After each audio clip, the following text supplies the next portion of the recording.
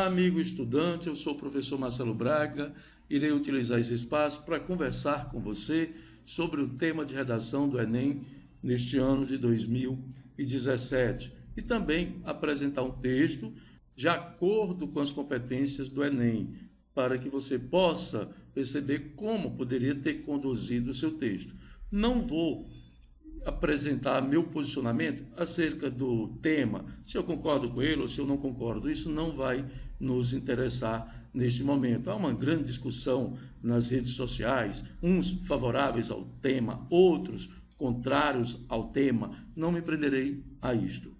Capítulo 4 é o primeiro texto motivador. Então veja bem, há o tema que é exatamente desafios para a formação educacional de surdos no Brasil, e ele apresenta 4 textos motivadores, sendo o primeiro texto apontando os direitos à educação, o capítulo 4, que é exatamente o capítulo destinado ao direito à educação, e aí vem o artigo 27, que deixa muito claro que a educação constitui direito das pessoas com deficiências, assegurados sistema educacional inclusivo em todos os níveis de aprendizados.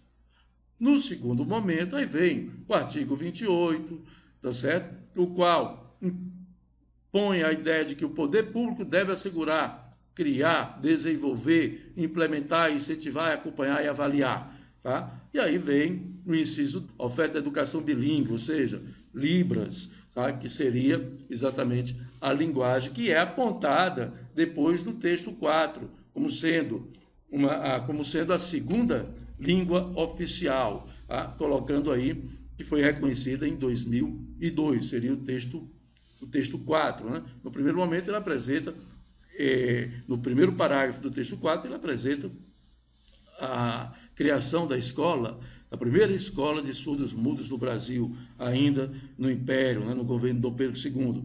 E depois, em 2002, ele aponta aí a lei, tá, que cria a língua brasileira de surdos como sendo reconhecida, né, sendo reconhecida como segunda língua oficial no país, isso em 2002. E o texto 3 é um gráfico, o texto 2 é um gráfico em que ele apresenta a quantidade de alunos matriculados nas escolas.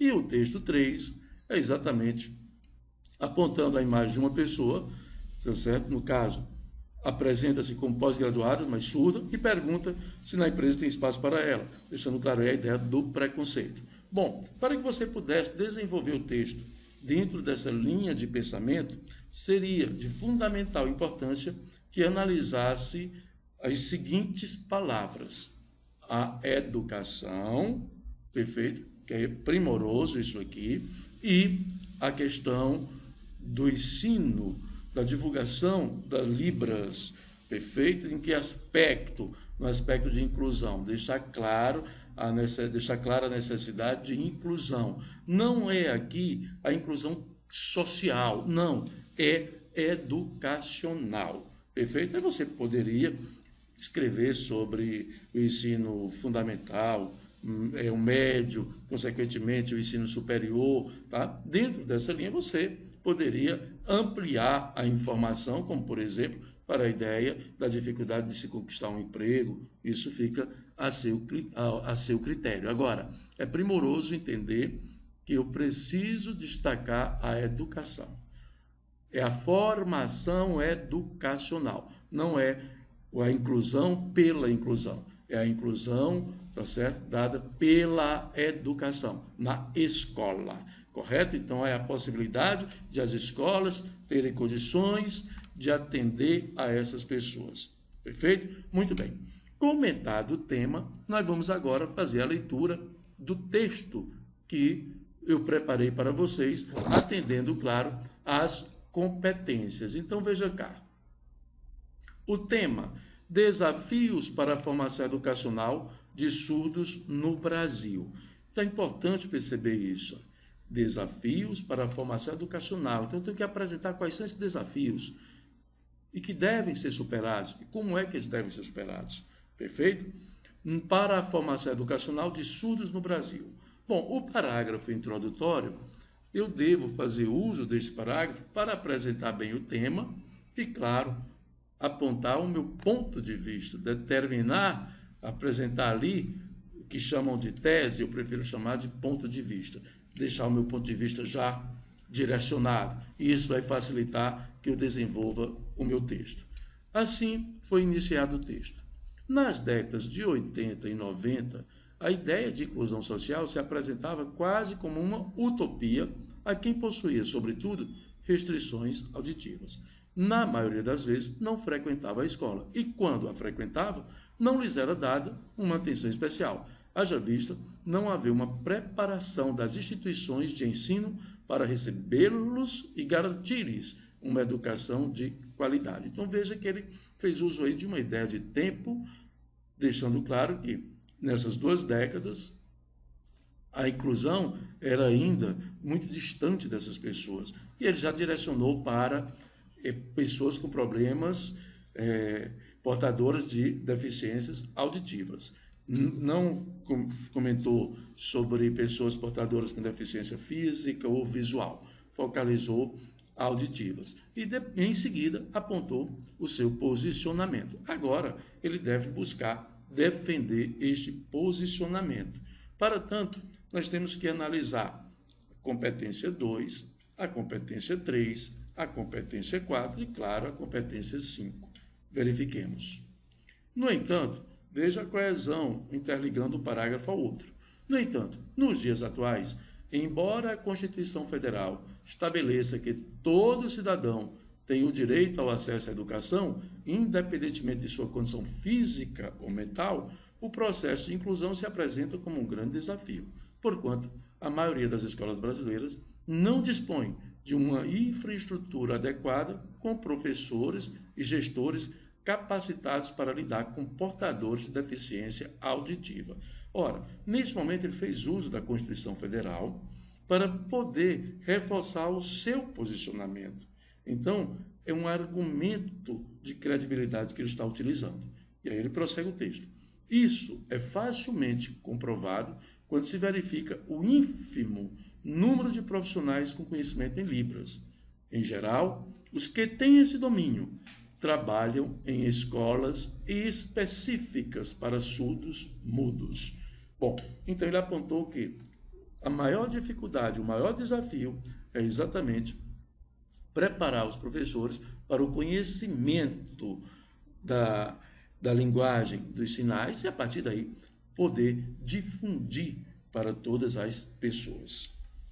No parágrafo seguinte, ele vem com um novo recurso, né? No primeiro momento ele usou um contraste, agora ele usa um novo sequencial.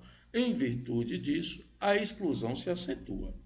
Pelo fato de as escolas não estarem munidas de recursos humanos para lidar com essas pessoas, o que constitui uma afronta aos direitos constitucionais, a possibilidade de ter acesso à universidade se reduz. Em consequência, o ingresso no mercado de trabalho com um emprego digno se torna quase impossível, sendo um ato de heroísmo aquele que consegue se formar e exercer sua profissão. Ora, se não há condições, as escolas não detêm de recursos essenciais para que essa pessoa possa sair preparada para uma possível universidade, então como é que ela vai buscar ter uma facilidade de se formar? Isso vai dificultar. Consequentemente, se há uma dificuldade de você conseguir um nível superior, ser graduado, consequentemente, haverá também uma restrição, além do preconceito, uma restrição a uma função, a exercer uma função digna, aquela que você possa, na verdade, almejar e exercer sua profissão para a qual você tanto se preparou.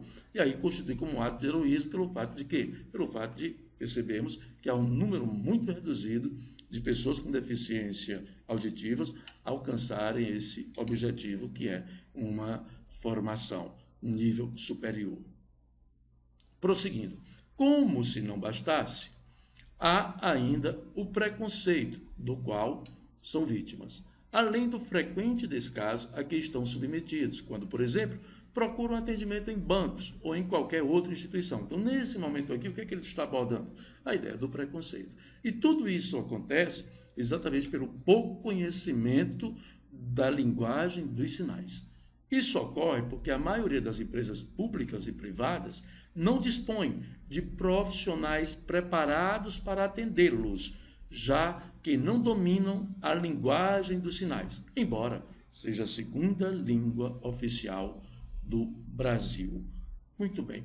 Então, eu percebi que ele iniciou o texto adequadamente, se posicionou e depois, mantendo uma sequência lógica de pensamento, mantendo a ideia de sentido, buscando fazer uso de argumentos para defender o seu ponto de vista, ele traz essa defesa de forma muito satisfatória. E agora conclui o texto da seguinte forma: essa situação deixa muito clara a ideia de que a inclusão social, para se concretizar, precisa percorrer um imenso caminho. Daí, a necessidade de um governo federal, por meio de cursos de extensão, promover a capacitação de professores, pedagogos e gestores no ensino de Libras, cujo objetivo não se restringe somente à facilitação em repassar um determinado conteúdo, mas a propagá-la aos demais alunos, tornando-a acessível a todos. Então veja que no parágrafo final ele apresentou a sua intervenção, a sua proposta de intervenção, sugerindo o que é que o governo deveria fazer, por meio de que fazer, quais os recursos utilizados, com qual finalidade e, acima de tudo, como ele deve fazer. Então, isso contempla a competência 5.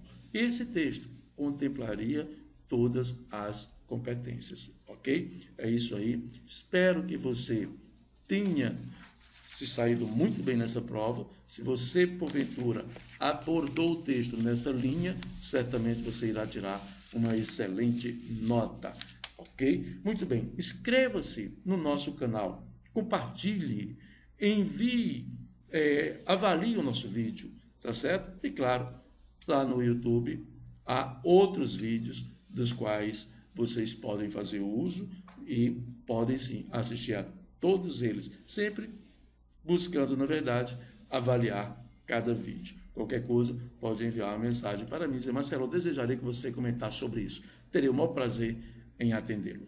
É isso aí.